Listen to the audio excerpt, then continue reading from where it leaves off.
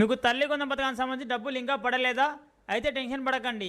Hello guys, తల్లి కొందం పథకానికి సంబంధించి డబ్బులు ఇంకా పడని వాళ్ళకైతే ఇంకో అవకాశం అనేది ఇవ్వడం జరిగింది. వివిధ కారణాల వల్ల తల్లి కొందం పథకానికి సంబంధించి డబ్బులు పడని వాళ్లకు మళ్ళీ డబ్బులు అనేది వేయనున్నారు. డబ్బులు అనేది ఎప్పుడు వేస్తారు, డబ్బులు పడడానికి ఏం చేయాలో ఈ వీడియోలో డీటెయిల్గా మీకు వివరంగా అయితే చెప్తాను. వీడియోని లైక్ చేయకుంటే వీడియోని లైక్ చేయండి. అలాగే మా యూట్యూబ్ ఛానల్ని సబ్స్క్రైబ్ చేసుకోకపోతే తప్పకుండా మా యూట్యూబ్ ఛానల్ అయితే సబ్స్క్రైబ్ చేసుకోండి. తల్లి కొందం పథకానికి మీరు ఎలిజిబుల్ అయి ఉన్నా కూడా మీకు డబ్బులు కానీ పడకుంటే కొన్ని కారణాలు అయితే ఉన్నాయి. అందులో మీకు మొదటి కారణం వచ్చేసి ఎన్పిసి లింక్ అనేది లేకపోవడం.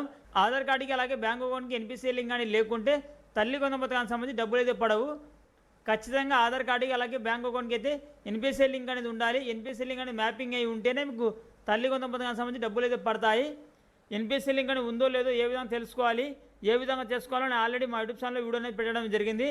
ఆ వీడియో లింక్ నేను కింద డిస్క్రిప్షన్లో ఇస్తున్నాను. ఒకవేళ మీకు ఎన్పిసి లింక్కి సంబంధించి ప్రాబ్లం ఉంటే మీరు ఆ వీడియో చూసి చేసుకోండి. అలాగే ఇంకో కారణం వచ్చేసి మీ డీటెయిల్స్ అనేది ఒకవేళ ఇన్కరెక్ట్గా ఎంటర్ చేసి ఉన్నా కానీ, ఒకవేళ ఈ కేవైసీ అనేది కంప్లీట్ కాకపోయినా కానీ, ఏదైనా కానీ మీకు తప్పులు ఉంటే సరి చేసుకోండి. తప్పులను సరి చేసుకున్న తర్వాత ఆగస్టు 3వ తేదీలోపు మీరు అభ్యంతరాలు కానీ లేదా ఫిర్యాదు అనేది చేసుకోవచ్చు. ఆగస్టు 3వ తేదీలోపు సచివాలయానికి వెళ్ళి గ్రీవెన్స్ అనేది పెట్టుకోండి. గ్రీవెన్స్ పెట్టుకున్న తర్వాత 4వ తేదీ నుంచి 10వ తేదీ వరకు అభ్యంతరాలు అలాగే ఫిర్యాదులు అయితే పరిశీలిస్తారు. కొత్తగా ఇప్పుడు 1వ తరగతి చేరే వాళ్ళకు, అలాగే ఇంటర్ ఫస్ట్ ఇయర్లో చేరే వాళ్ళకు, అలాగే గ్రీవెన్స్ పెట్టుకున్న వాళ్ళకు అభ్యంతరాలన్నీ పరిశీలించిన తర్వాత ఎవరైతే అర్హులైనారో వాళ్ళకి సంబంధించి లిస్ట్ అనేది రెడీ చేస్తారు. ఆగస్టు 30వ తేదీన మళ్ళీ 2వ విడతకు సంబంధించి డబ్బులు అయితే జమ అయితే చేస్తారు.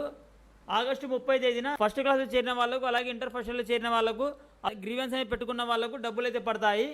ఇంకా ఎవరైనా గ్రీవెన్స్ అనేది పెట్టుకోకుంటే తొందరగా సచివాలయానికి వెళ్ళి గ్రీవెన్స్ అనేది పెట్టుకోండి. డబ్బులు అయితే ఖచ్చితంగా అయితే పడతాయి.